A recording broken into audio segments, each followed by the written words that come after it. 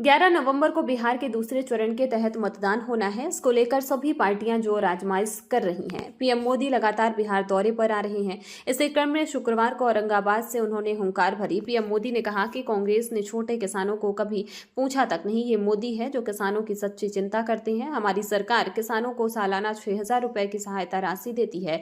अब जब बिहार में फिर से एनडीए सरकार बनेगी तो किसानों को 3,000 रुपए अतिरिक्त दिए जाएंगे, यानी कुल 9,000 रुपए सालाना की सहायता। जंगलराज वालों के पास वो सब कुछ है जो नौकरी और निवेश दोनों के लिए खतरा है। ये लोग अभी से बच्चों को रंगदार बनाने की बातें कर रहे हैं। ये खुली घोषणा कर रहे हैं, भैया की सरकार आएगी तो कट्टा दो नाली फिरौती यही सब चलेगा। इसलिए इन लोगों से सतर्क रहना है। बिहार को कट्टा सरकार नहीं चाहिए। कर सबके सामने है। अब आप याद कीजिए, जब मैं कहता हूं कि मैं ये करने वाला हूं, इसका मतलब मैं उसको करके ही रहता हूं। मैं आपको याद दिलाता हूं, बिहार के मेरे भाई बहन, मोदी ने कहा था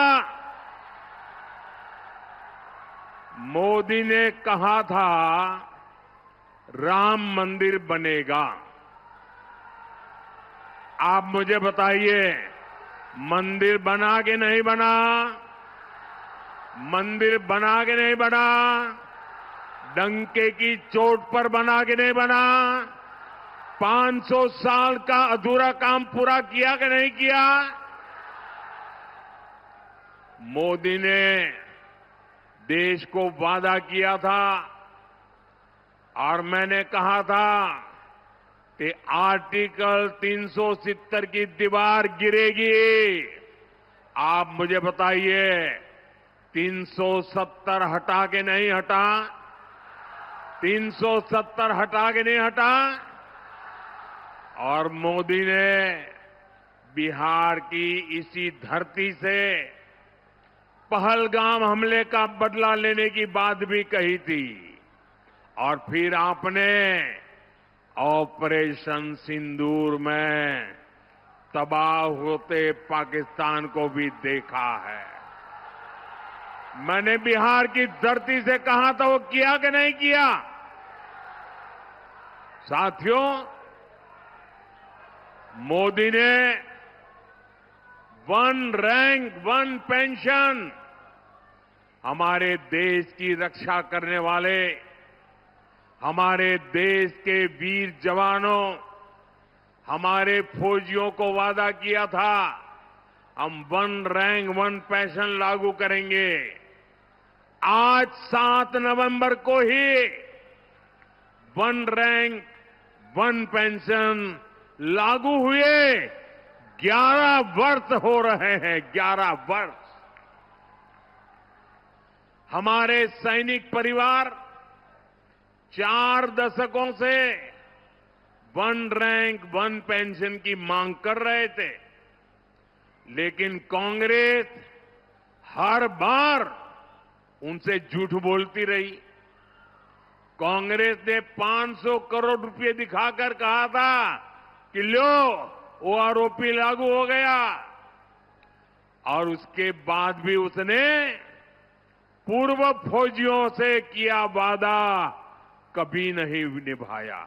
आप मुझे बताइए दोस्तों, क्या फौज के जवानों को किया हुआ वादा क्या कोई धोखा कर सकता है? क्या धोखा करना चाहिए क्या? अगर तो ऐसा धोखा करते हैं तो वो कितने निकम्मे लोग हैं, वो आप जानते हैं कि नहीं जानते हैं? मैंने अपने सैनिक भाइयों को one rank one pension OROP लागू करने की गारंटी दी थी। आप मुझे बताइए, ये गारंटी मैंने पूरी की कि नहीं की? ये गारंटी पूरी की या नहीं की? और साथियों, ये ऐसे ही गारंटी पूरी नहीं हुई है। आप जानते हैं,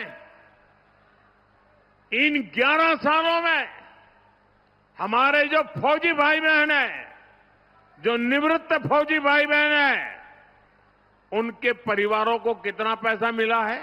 आप अंदाज कर सकते हैं? अब तक वन रैंक वन पेंशन को लागू करने के कारण 1,00,000 करोड़ कितना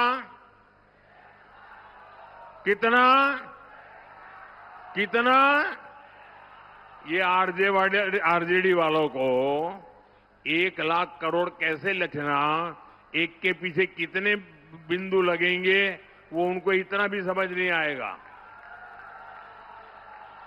1,00,000 करोड़ रुपया देश के खजाने से फौजियों के खाते में गए हैं। बताइए, कांग्रेस आरजेडी वाले ये लोग 500 करोड़ का झूठ बोल रहे थे। यही इनकी सच्चाई है, यही इनकी राजनीति झूठ पर ही टिकी हुई है। इसलिए साथियों, जब हम कहते हैं कि बिहार में 1 करोड़ नए रोजगार देंगे, तो देश के बिहार के नौजवानों को हमारी बात पर भरोसा होता है। बीते कुछ सालों में ही बिहार में लाखों भर्तियां हुई है, पूरी ईमानदारी से भर्तियां हुई है। जबकि साथियों, आपके सामने आरजेडी कांग्रेस का ट्रैक रिकॉर्ड भी है। ये वो लोग हैं जो बिहार के युवाओं से नौकरी के बदले जमीन लिखवा लेते हैं। आपको नौकरी चाहिए तो आपका खेत मेरे परिवार के नाम पर कर दो।